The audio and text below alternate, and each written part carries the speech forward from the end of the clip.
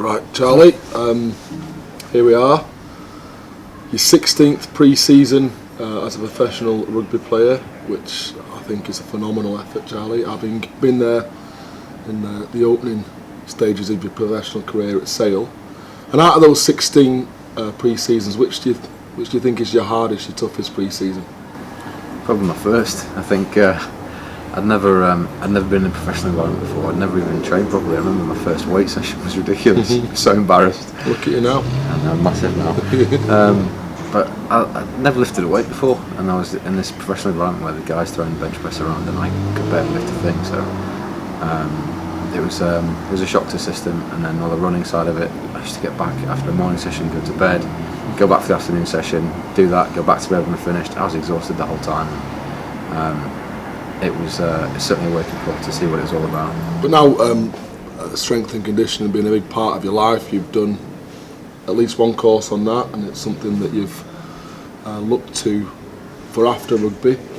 How important would you say that part of your career, as it forwarded your own career in terms of priorities? Massive, really. I think. I guess at the start I probably underestimated it and probably didn't pay as much attention to it as I probably should have done right at the very beginning.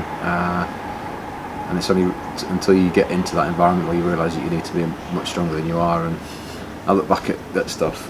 I look back at games that we played. I know the game's moved on, obviously, but you just think, how the hell did I survive? I still don't know how I'm surviving now, to be honest.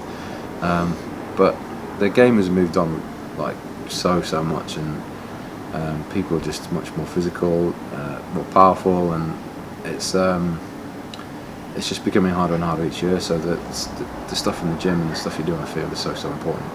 If you were to say which is harder, raising 5 kids or doing a pre-season, I think I'd do a pre-season every year.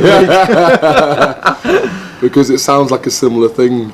You know, when you're raising 5 kids, you're always on about as soon as they go to sleep, you're off to sleep again. So yeah, it's a similar kind of concept. Once you get them down, you tidy the house, get it back to normal again, you go to bed and you start the day again. Every day's a pre-season with 5 kids, eh? Yeah, pretty much, yeah.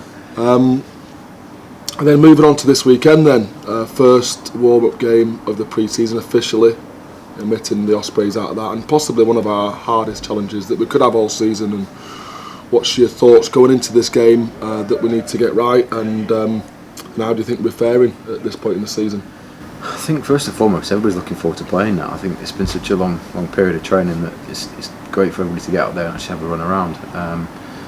The big thing for Northampton, obviously, and they've always been one of their strong points, is a set piece, and show. They've always shown what dominance they've got in that, and I don't think that's going to be any different this year. They've got a good scrum, they've got a good maul, and they work well off penalties. So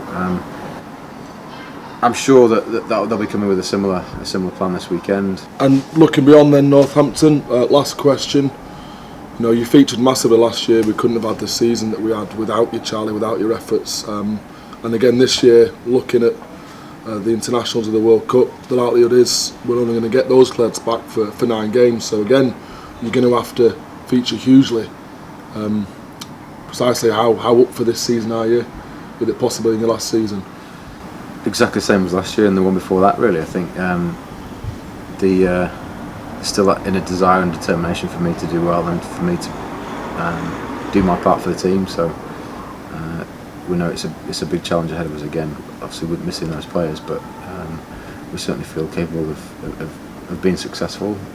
We know from experience finishing 4th is all you need to win. So we'll go out there and do everything we can this year to succeed and win that trophy back again. You know, you talked about having that inner drive, Charlie, just then, and you don't know how you survive for 16 seasons.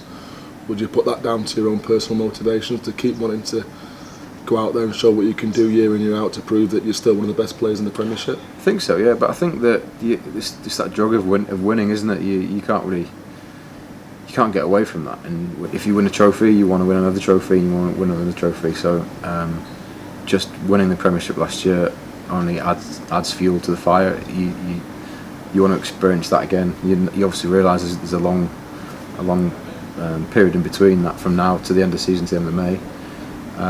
And little steps along the way hopefully get you there. But that carrot that's dangling at the end of the season is what you're after, and to go through that, the emotion that we had last May, is everything you want, and you want to experience that again, and that's what keeps you going. It's music to my ears as a coach, Charlie, and I'm proud to have played with you back then and coach with you now. You're a true Saracen. Thanks, mate. Cheers.